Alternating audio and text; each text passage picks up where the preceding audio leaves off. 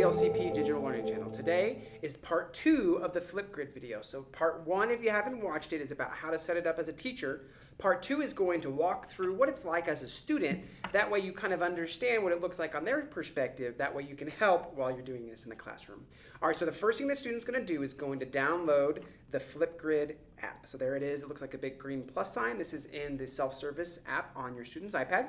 When they come in, it's going to ask to join a grid. Now, as a teacher, you have two options. You could have either shared the code for their Flipgrid or the QR code. I'm going to scan the Flipgrid QR code. So I'm going to scan QR. It's asking for it. Let's find that QR code. There it is. If this is my first time signing in, it's going to ask the student to sign in with their Google credentials, just the same as the teacher, except theirs is going to be the @k12.lcic.net. All right, so here I am in the student response section. So I can see as a student, use assigned question to record a picture so I can see what my instructions are.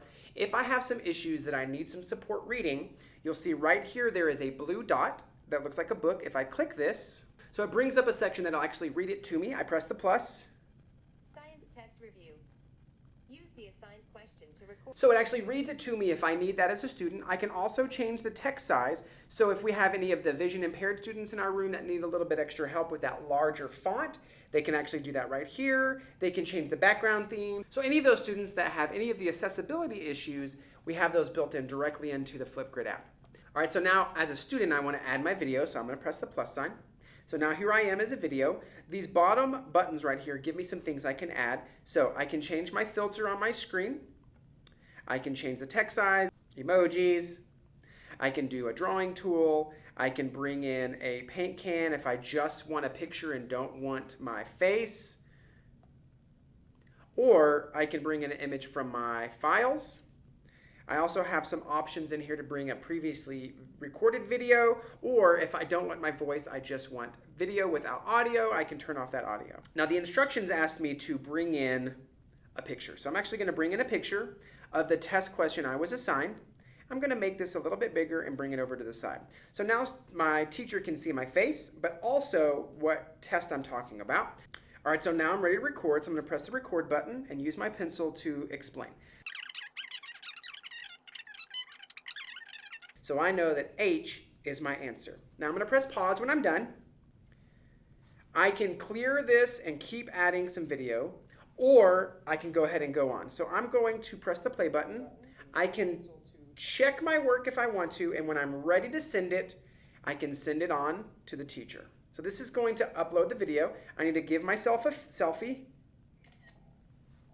I can, whatever, add my selfie and submit this. And my title, I don't remember what question I have. We'll just say number 10 and submit my video. So I'm going to return to the grid. Now, while I'm waiting for my teacher to say my video is okay, I'm going to go in and watch one of the other students' videos and respond. Okay, so my question was, looking at this table, which of the... So now that I've watched this video, I'm going to press the voice bubble to respond. I think you're exactly right. And just like that, press play, check it, and submit it. So now get my selfie and submit.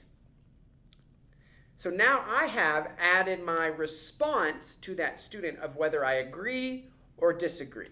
Now that's going to be up to you as a teacher if you want them to add responses to those questions.